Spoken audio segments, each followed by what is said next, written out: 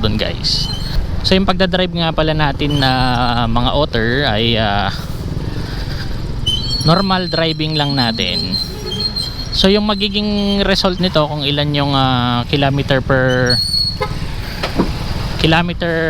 liter na kilometer reading nito ay nakadepende pa rin sa ating magiging driving habit.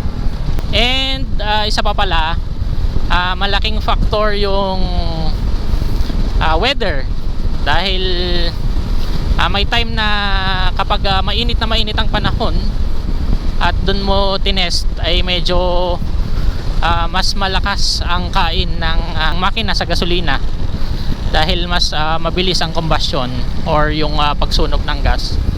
Ngayon medyo maaraw siya dahil parang nasa alas 2 o mag-alas 3 ang oras ngayon. Medyo malamig siya dahil bird season ngayon, medyo malamig. Ay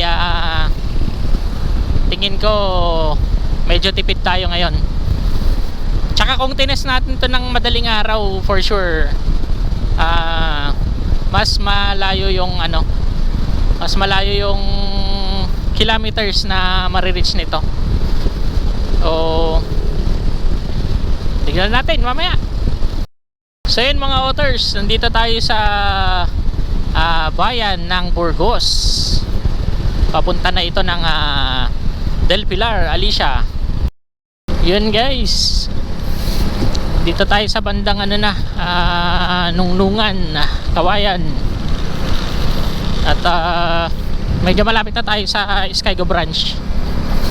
Ito mga otter, yung Skygo branch nila dito sa may Nungnungan, Kawayan.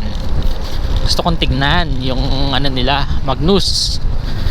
Yan, try natin yung Magnus. Titignan natin, babike fit check lang natin. Titignan lang natin yung Magnus nila guys.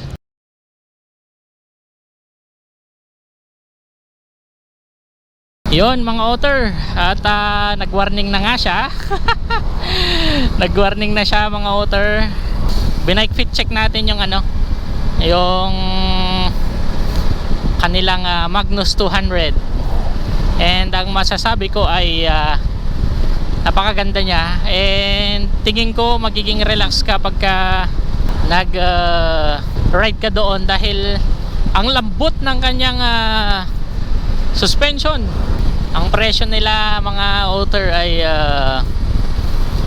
138,000. Yun, 138k.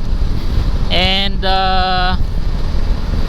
tinanong ko kung may discount sila, and nabanggit naman na pag cash kukunin ay kaya nilang isagad hanggang 134,000. And naka-pre-register pala siya mga ka-otter sa kanilang kumpanya. So if ever na kukunin nyo siya ng cash, dun sa na-discount nyo na 4,000, babawas pa kayo dun ng 1,500, dahil bibigyan nyo sila ng processing fee para i-transfer sa inyong pangalan. So yun mga otter, no, at the moment nandito tayo sa Alicia Bypass Road, at ay yung kilometer reading natin nasa 258.9. So from 2 to 2.4 nasa 258.9 na siya. So 259 kaya na lang, round off. So tignan natin kung hanggang saan naabutin ng ating 1 liter. Pero nag-warning na siya mga ka-otter. So ayun mga ka-otter, no, nandito na tayo sa Barangay Victoria, Alicia. At lumalaban pa rin ang ating gasolina guys. 1 liter. Hanggang saan naabot ang 1 liter mo? Yan, nandito na tayo ulit sa bayan ng Etiague, kung saan tayo galing kanina. At nalagpasan na natin yung boundary ng Alicia and Etiague. So yun mga authors, no, kuminto lang tayo para mag-rehydrate dahil nauhaw na tayo, baka ma-dehydrate tayo eh. Nilagpasan na natin yung kanto papuntang bahay at meron pa rin tayong gas. So hanggang maubos ito, tignan natin, punta tayo sa kabilang bayan, sa bayan ng San Isidro, kung kaya niya pang abutin or kaya niya pang umikot pabalik ng bahay. Yan mga outer, dito na tayo sa Barangay Soyong boundary, Soyong and Barangay Maligaya, Etiague.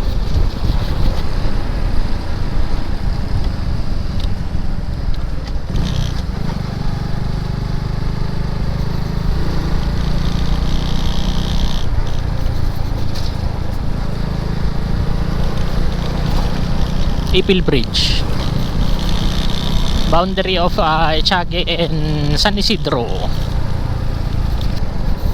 Yan, medyo chillax na tayo dito. Naantay na lang natin na mamatay siya guys. At nag-warning na rin kasi kanina pa.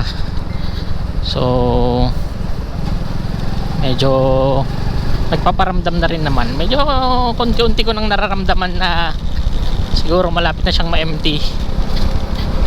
So titignan natin kung ano, hanggang saan siya darating.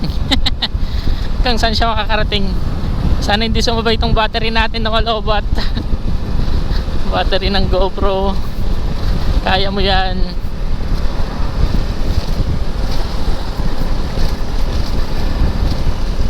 You can do it. Hanggang saan ka aabot? Medyo nararamdaman ko na guys, medyo pumupugak-pugak na siya.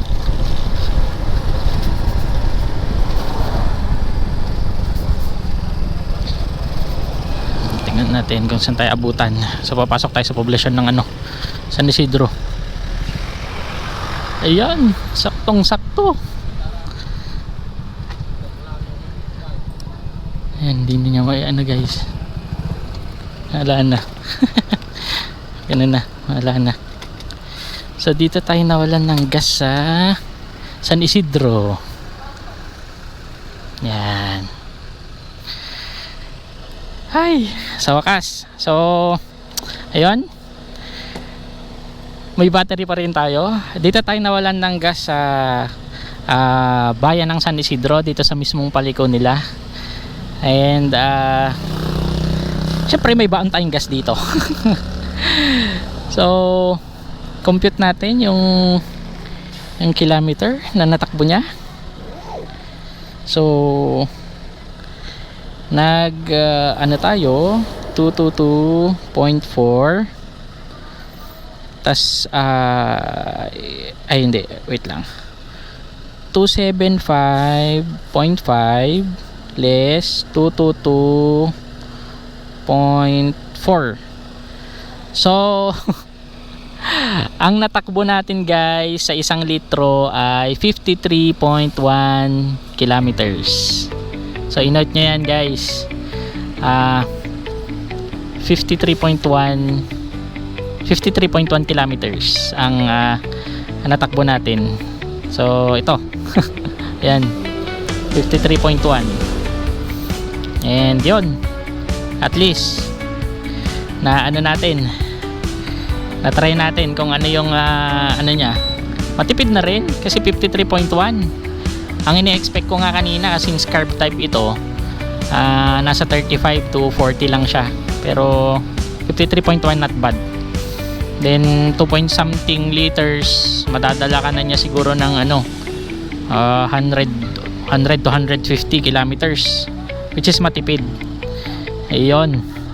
So sana mga ka-outer, nasagot ang inyong katanungan. At kung hindi ka pa pala nakasubscribe sa channel natin, pasubscribe naman, papalo sa page Outer Moto para mabilis na ma-monetize ang ating channel.